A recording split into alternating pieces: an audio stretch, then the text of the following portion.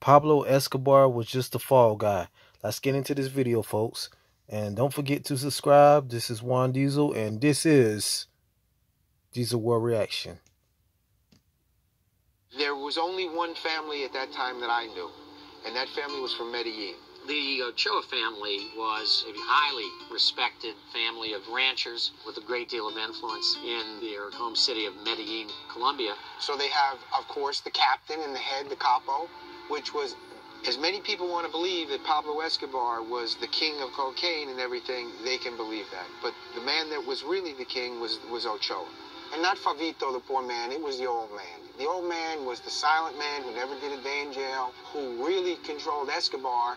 Fabio Ochoa, the patriarch of the Ochoa family of the Medellin cartel. They are credited with having created a Lloyd's of London for the cocaine trade in Colombia. Rafa was like a lieutenant, and Rafa really controlled almost every kilo of coke that came into this country through the people from Medellin. Rafa knew it was coming, and Rafa knew who was getting it and how much they were getting for each one. And he made these people, I can't even be, I mean, you know, millions isn't enough, because millions isn't what he made these people.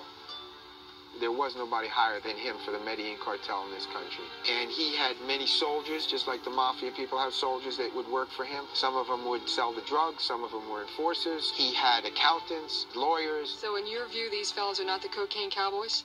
Absolutely not. You know, he had everything in this country. And they were a well-formed group. Guess what? They're not all different people sending this stuff in. It's one organization, the Medellin cartel. The feds charge the cartel controls 80% of the cocaine coming into the United States. Federal authorities say these three men now run an organization more violent and at least as powerful as the American mafia. From my experience in New York with mafia people and from my experience with the Colombians, they made far more money, the Colombians, in a far shorter time than the mafia ever dreamed of making, ever. The Colombians have farms, fincas they call them there, just filled with cocaine down there because they just kept producing it. They had guys chewing leaves all night, working in factories and chewing the leaves. And these guys, you know, they work nonstop. And down there, there's no industry. These guys were making their living doing this. These poor farmers and poor workers, they were getting paid a lot of money to do this stuff. And it was a whole process. It was like a factory working. And we worked with shortwave radios at the time. There was no telephone communication like people you see on the phones in the movies, you know. Hey, what's going on down there in Colombia? I need 600 kilos. It wasn't like that. We had antennas that would come up out of the ground, go 80 feet into the air for communication. We would have a certain time they'd turn their shortwave on, we'd turn ours, and we would talk that way.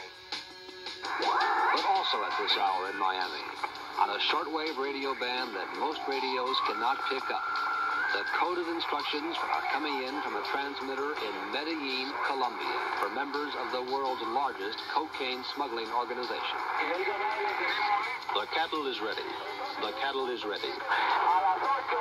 At 8 o'clock, 8 for the first one. And that's how we would set up the trips.